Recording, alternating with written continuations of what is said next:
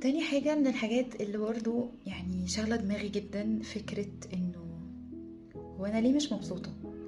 يعني لو انا بروح شغلي وانا مش مبسوط، لو انا بروح جامعتي وانا مش مبسوط، لو انا في علاقة وانا مش مبسوط، ما ينفعش افضل سايب الدنيا كده. ما هو هنا دي في indications بتقول ان في حاجة غلط. تاني حاجة فكرة التقدير بتاعت انت رايح الشغل كل يوم متقدر، رايح الجامعة كل يوم متقدر، قاعد في علاقة مقدراك. فكرة ان انا سايب التقدير ياكل عمري. ما هو انا هنا محتاجة اخد اكشن. يعني لو انا ما خدتش الاكشن ده لنفسي، مين هياخدهولي؟ فابدا اركز جدا انه اخد اكشن تجاه حاجات لازم تتغير في حياتي. طب انا دلوقتي الرؤية عندي مش واضحة. هو مفيش حد بيبقى عارف كل حاجة من اول يوم. احنا بنمشي في خطوات، بنمشي في سيكونس. يعني مثلا انا بروح الشغل كل يوم وانا متضايق، راقبت مشاعري ولقيت ان مشاعري قاعدة بالشهور انا متضايق. فالمفروض ان انا اعمل ايه؟ المفروض ان انا ابدا اركز انه لا، هنا في حاجه غلط، هنا انا لازم اخد اكشن. طيب هبدا استقطع مثلا جزء من اي فلوس بتدخلي من شغلي واصرف على حاجه بحبها. مش جايه لكم من ديزني لاند وجايه من باك جراوند ومرفهه، لا خالص. انا شخص مسؤول عن بيت وطفل، فعندي مسؤوليات، ويعني مش بقدر اتصرف في الفلوس زي ما بحب قوي او بطريقة مرفهة قوي، لا، لان عندي مسؤوليات. فبدأت افكر ان انا ممكن اتعلم ايه او ايه يساعدني اخرج من الحالة دي، في ان انا اعمل حاجة بحبها واصرف على الحاجة اللي بحبها دي من الشغل اللي انا بشتغله كل يوم، وهكذا.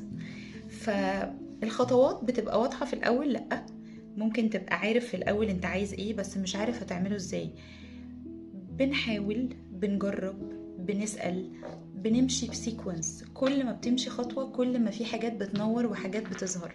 لو انت ما بدأتش الطريق، الحاجات مش هتوضح قدامك لانك ما بدأتوش وشايفه من بره.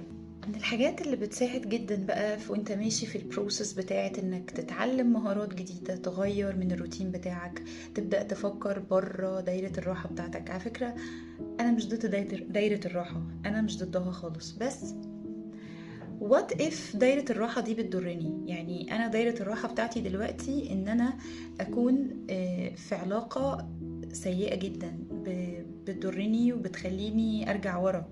كل يوم برجع ورا في اخلاقي، برجع ورا في نفسيتي، برجع ورا في طموحي. كل شوية بتطفي فيا حاجة. فلو دي كومفورت زون، يبقى دي اكيد مش كومفورت زون صحية. فخلينا اوير بفكرة ان مخنا عايزنا على وضعك، ما تعملش اي افتكاسات، ما تفتكسش. وطول الوقت بيكسلك من فكرة انك تجرب حاجة جديدة او تخرج او تعمل او تلعب رياضة او تقوم تشوف حد او كذا. يعني عمرك فكرت ان انت مثلا كنت هتلعب رياضة او رايح مشوار معين وانت عارف انك هتتبسط، وعارف ان دي حاجة مفيدة، وعارف ان دي حاجة هتفرق معاك؟ عمرك فكرت انه قد ايه انت بتكسل نفسك قبل ما تبدأ، ومجرد ما تبدأ بتلاقي الموضوع عدى بسهولة؟ الاسبوع اللي فات كنت بقول لمامتي ان تعالي ننزل. يعني رحنا مشوار بعيد شويه، احنا ساكنين في الاريا بتاعت مثلا حدائق الاهرام واكتوبر، والمكان ده كان في مدينتي. فاما جيت اقول لها تعالي نروح مدينتي، للحظه كده انا وهي استصعبنا المشوار قوي. وبعدين بعد ما رحنا لقيتها بتقول لي انا شكرا ان انتي شجعتيني، انا بجد اتبسطت، والمشوار ده لو ما كنتش عملته كان زماني قاعده مش كويسه ومش مبسوطه وكذا. فاحنا كنا مكسلين لان احنا بنشتغل، وشلنا هم ان هو يوم اجازتي هروح المشوار ده كله. بس الحقيقه ان احنا رجعنا شحنين كده ومبسوطين، وشوفنا حاجات حلوه وقضينا يوم حلو واتبسطنا ورجعنا مبسوطين. ففكره انك تكسل تخرج من الكومفورت زون هي مش دايما فكره صح، ومش دايما هتبقى valid، ومش دايما هتبقى احسن حاجه ليك. فخليك عارف ان مخك دايما عايزك في الانتخه زون وزون المرقعه، وعايزك على وضعك، اللي هو اقعد. لغه ايه يا عم اللي هتتكلمها؟ مذاكره ايه يا عم اللي هتذاكرها؟ شغل ايه يا عم اللي هتغيره؟ رياضه ايه اللي هتلعبها؟ ما تقعد كده وتفتح التلفزيون وتستهدى بالله.